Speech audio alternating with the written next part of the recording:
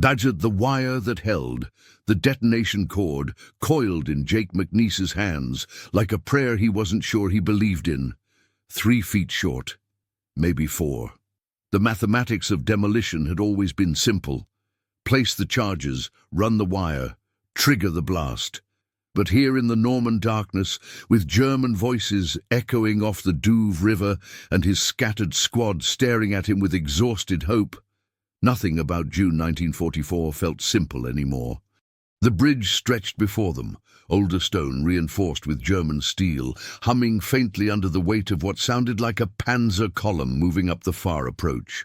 Command had been clear: deny the crossing at all costs. What they hadn't mentioned was that the filthy 13 would be doing it with gear that looked like it had been through a meat grinder and a drop zone that put them 2 miles south of where they were supposed to be.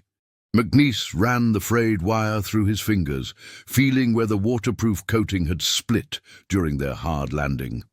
Somewhere in the flooded Norman countryside, the rest of his stick was probably doing the same calculus.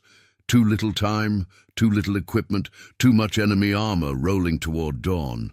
"Sarge, maybe we should wait for reinforcements," Private Bowers whispered, his Thompson cradled against his chest like a talisman. "This gear ain't gonna work right." The wire felt cold in McNiece's hands, heavier than it should have been. He'd blown bridges before, clean demolitions with proper equipment and clear fields of fire. This felt different, the kind of different that made legends out of living men, or corpses out of legends. "Reinforcements ain't coming," McNiece said, not looking up from the wire. "Half the regiment scattered from here to Carrington, other half's pinned down at Pooperville. It's us or nobody." Corporal Raggett shifted in the hedgerow beside him, water dripping from his helmet. "Krauts are moving up the far bank. They're going to spot us the minute we start working under that bridge." McNiece shouldered his pack, feeling the weight of the TNT blocks and the insufficient length of detonation cord. 3 months ago, he'd been in England, arguing with officers about regulations and proper haircuts. Now he was crouched in Norman mud with equipment that should have been scrapped, and a mission that felt like a prayer thrown into the dark. The bridge groaned under distant weight. Panzer engines, growing closer. McNiece closed his eyes and listened to the sound of German steel on Norman stone, calculating blast radius and wire length and the margin of error between mission success and getting everyone killed for nothing.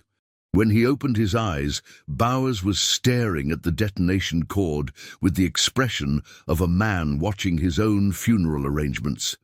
"Then we better work fast and quiet," McNiece said, "and hope this wire holds together long enough to do the job.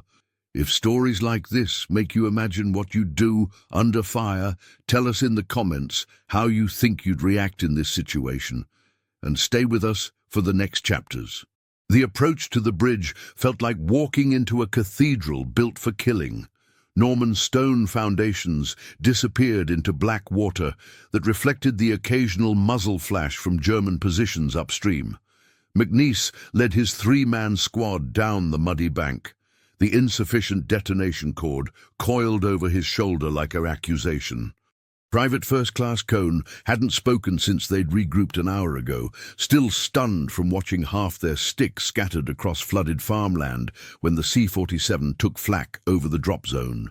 Now he moved like a sleepwalker, following McNiece's hand signals without the usual complaints about their reputation as troublemakers.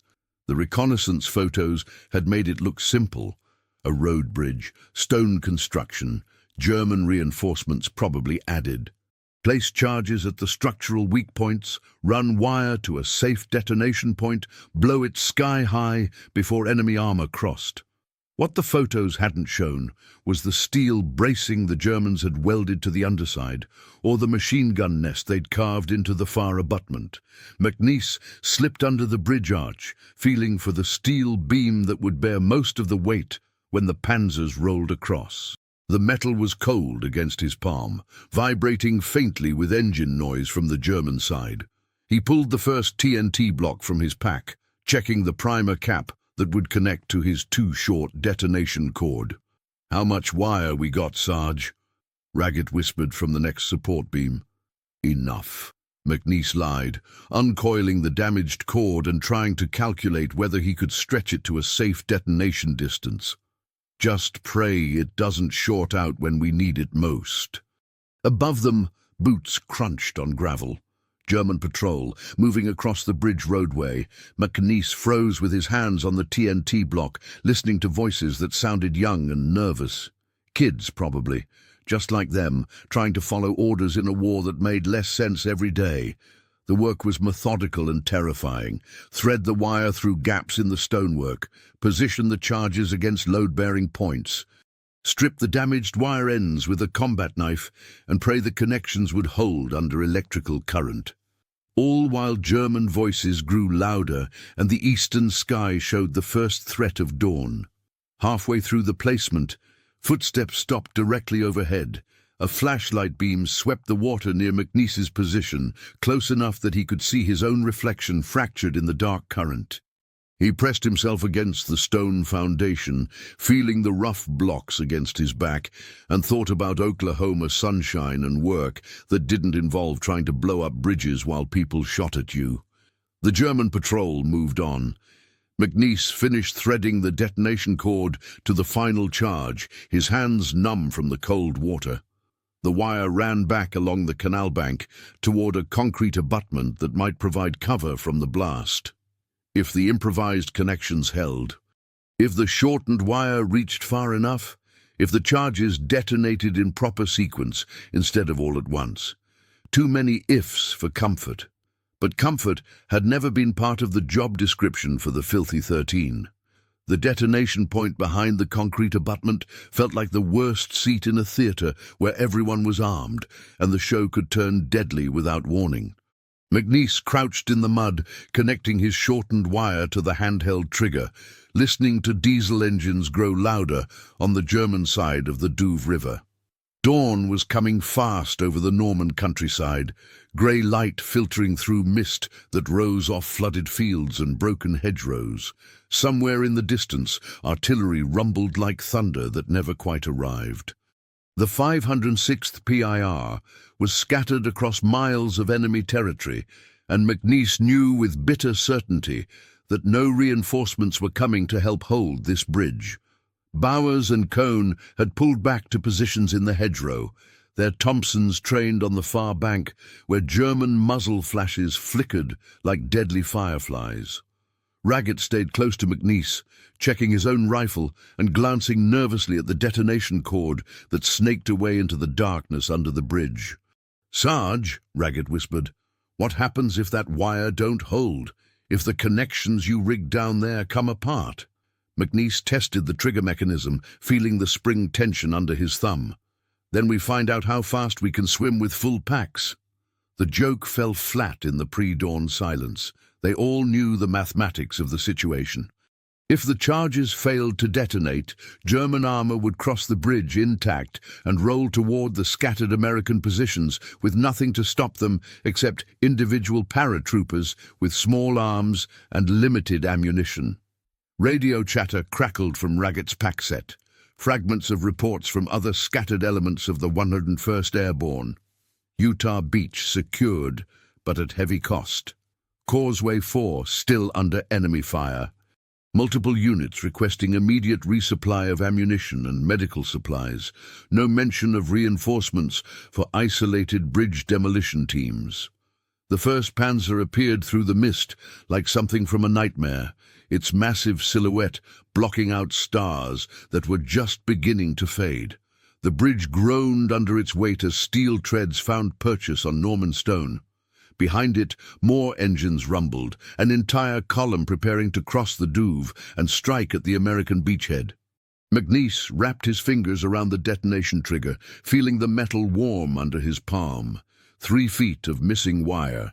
Improvised connections that might fail under electrical load. Charges placed by feel in darkness under a bridge he'd never seen in daylight. The kind of demolition that would either make him a hero or a footnote in someone else's after-action report.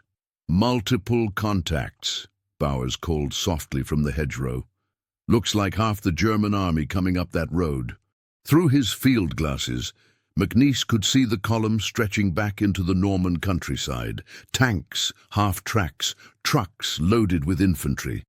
The entire weight of German resistance to the Normandy invasion, trying to move east toward the invasion beaches. All of it depending on one stone bridge and a handful of American paratroopers who were supposed to deny that crossing. The lead panzer reached the center of the bridge span, directly over the charges McNiece had placed in the darkness. The detonation cord lay silent in the mud beside him, and he wondered if the improvised splices would hold, if the electrical current would travel the full length of damaged wire, if the TNT blocks would detonate in proper sequence or simply fizzle in the Norman dawn. Only one way to find out. Would you follow the orders exactly, or trust what your own eyes and instincts tell you in a moment like this? Comment which path you'd take, and share this episode with someone who loves real human stories from history. The trigger felt impossibly light under McNiece's thumb, as if the difference between success and catastrophe weighed no more than a cigarette paper. The lead panzer had stopped halfway across the bridge, its commander probably scanning the Norman hedgerows for signs of American resistance. Perfect position, directly over the main charges. Behind the tank, the German column stretched back into the mist. More armor, more infantry, more weight than the scattered elements of the 506th PIR could hope to stop with small arms and determination alone. This bridge was the choke point, the single span of Norman stone that could either funnel German reinforcements toward the invasion beaches or dump them into the Douve River. McNiece thought about the mathematics of demolition, the precise calculations he'd learned in training, blast radius, structural weak points, timing sequences. Then he thought about the frayed detonation cord coiled in the mud beside him, the improvised connections he'd twisted together in darkness, the 3 feet of missing wire that might mean the difference between mission success and catastrophe. Jesus, Mary, and Joseph, Ragged whispered, watching the German column through his field glasses. That's a whole panzer battalion. The handheld trigger felt warm in McNiece's palm now, heated by nervous sweat and the pressure of holding still while death rolled across Norman stone 50 yards away. He could hear individual voices from the German column. Young men calling orders, diesel engines coughing in the morning air, the squeal of steel tracks on stone that vibrated through the ground and into his bones. Private Bowers appeared at his shoulder, moving low through the hedgerow. "Sarge, we got German infantry flanking along the riverbank. They're going to spot our wire in about 2 minutes." McNiece nodded without taking his eyes off the bridge. The detonation cord snaked away from his position, following the canal bank toward the charges he'd placed under the main span, visible to anyone who looked carefully, vulnerable to small arms fire that could sever the connection and leave the bridge intact. The lead panzer lurched forward, treads finding purchase on rain-slick stone. Its weight made the entire bridge structure groan, a deep harmonic that McNiece felt in his chest. Behind it, the second tank rolled onto the approach, adding mass to mass, steel to stone, German armor to the crossing that was supposed to be denied at all costs. Time contracted to the space between one heartbeat and the next. McNiece thought about Oklahoma wheat fields and demolition manuals, and the faces of men who'd trusted him to blow things up correctly under fire, about citations that would never capture the weight of a trigger under his thumb, or the sound of his own breathing in Norman darkness. The detonation cord lay still in the mud, waiting for electrical current to race along copper wire toward TNT blocks positioned against structural steel. If the improvised connections held, if the shortened wire reached far enough, if the charges detonated in sequence instead of sympathetically, bringing down the bridge instead of simply damaging it. McNiece squeezed the trigger. For a heartbeat that lasted forever, nothing happened. The damaged cord lay silent, and he wondered if the electrical current had died somewhere in the waterlogged wire, if the improvised splices had failed, if he was about to watch German armor roll safely across a bridge that should have been rubble. Then the charges detonated in perfect sequence, a rolling thunder that lifted the center span of the bridge and dropped it into the Douve River in sections. The lead panzer tilted sideways as stone gave way beneath its treads, then tumbled into black water with a splash that sent waves against both banks. The second tank reversed frantically, steel treads throwing sparks as it backed away from the collapsing span.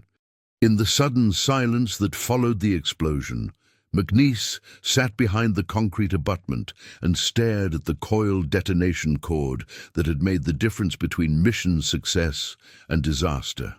His hands shook as he disconnected the wire from the trigger mechanism, muscle memory taking over while his mind processed what had just happened. The truth that McNiece never told anyone, not in the after-action reports or the citations that followed, was how close it came to killing them all. Sitting behind the concrete abutment, with the echo of the explosion still ringing in his ears, he stared at the detonation trigger in his hands and realized what had actually happened in that eternal heartbeat before the charges blew. The electrical current had traveled along his improvised wire connections, reached the first TNT block, and then died. Dead short circuit in one of his hasty splices, the kind of failure that should have left the bridge intact and the German column crossing safely into the Norman countryside. But the first charge had sympathetically detonated the second, which caught the third, which brought down the entire center span in a chain reaction that had nothing to do with proper demolition technique and everything to do with pure, dumb luck. The kind of luck that got written up as tactical brilliance and earned men medals they weren't sure they deserved. Raggett appeared beside him, grinning through the cordite smoke. "Hell of a job, Sarge. Hell of a job." McNiece nodded and said nothing about the way his hands were shaking, or the cold certainty in his gut that he'd guessed right by accident. The detonation cord coiled in the mud beside him looked innocent now, just copper wire and waterproof coating. It didn't show the moment when everything hung on a sympathetic detonation he hadn't planned for, hadn't counted on, hadn't even considered when he'd placed the charges in darkness under Norman stone. German artillery began falling on their side of the canal, 88-meter rounds that shook the ground and sent shrapnel whining through the hedgerows. The enemy column was backing away from the collapsed bridge, but they weren't giving up. Infantry would cross on foot, engineers would rig a temporary span, and the armor would follow within hours. "We need to move," McNiece said, disconnecting the detonation wire and stuffing it into his pack. "This position's going to be hot in about 10 minutes. As they pulled back through the Norman hedgerows, McNiece caught himself listening for the sound of steel on stone, the harmonic vibration of weight crossing water that he'd felt in his chest when the German tanks rolled onto the bridge. It was a sound that would follow him through the rest of the war and into whatever came after, the moment when everything balanced on improvised connections and shortened wire and luck that felt too thin to trust. Private Cohn spoke for the first time since the drop, his voice quiet in the pre-dawn light. "How'd you know it would work, Sarge? With the wire being short and all?" McNiece almost told him the truth then, almost explained about the failed connection and the sympathetic detonation and the pure accident that had brought down the bridge. Instead, he adjusted his pack and kept walking through mud that sucked at his boots, like the Norman countryside was trying to hold him there. "Sometimes you just have to trust the gear," he said, "even when it looks like hell." It wasn't exactly a lie, but it wasn't exactly the truth either. And in the growing daylight, with German artillery walking closer to their position and the sound of steel tracks somewhere behind them in the mist, McNiece began to understand that the line between heroism and luck was thinner than detonation cord, and twice as likely to snap when you needed it most. Years later, when someone asked him about the bridge at the Douve River, he would remember the weight of the trigger in his hand and the sound of stone falling into black water. But he would never mention the moment when everything hung on a connection that failed, or the sympathetic detonation that saved them all by accident. Some truths were too fragile to survive retelling, even to yourself. The after-action report typed up 3 days later reduced the bridge demolition to 4 clean sentences. Enemy crossing denied at 0530 hours, 7 June 1944. Charges placed and detonated per SOP. Bridge destroyed. Enemy column forced to seek alternate route. No friendly casualties. Nothing about shortened wire or improvised connections or the moment when everything balanced on pure luck, disguised as tactical planning. McNiece read the report in a bombed-out farmhouse near Carentan, sitting on a wooden crate that had once held medical supplies. His hands had stopped shaking, but the tremor moved inward, settling somewhere behind his ribs where it would stay for decades. Around him, the scattered elements of the 506th PIR cleaned weapons and shared cigarettes and talked about the next mission as if bridges blew themselves and heroes were made by textbook technique instead of desperate improvisation. "Hell of a job back there, Sarge," Lieutenant Morrison said, looking up from his map case. "Command's putting you in for a Bronze Star." McNiece nodded and folded the report carefully, creasing the paper along lines that had nothing to do with what he remembered from the Norman darkness. Medals were for men who did extraordinary things according to plan. What did they give you for succeeding by accident and keeping your mouth shut about it afterward? Corporal Raggett sat cleaning his rifle in the corner, field stripping the action with the methodical precision of a man who'd learned to find comfort in small, controllable tasks. Every few minutes he'd glance at McNiece, and something in his expression suggested he knew more about sympathetic detonations than he was saying. Some truths traveled between soldiers without words, carried in glances and shared silence, and the way a man's hands moved when he thought no one was watching. The detonation cord that had made the difference sat coiled in McNiece's pack, waiting for the next bridge, the next impossible mission, the next moment when everything would hang on equipment that might work, and connections that might hold, and luck that felt too fragile to trust.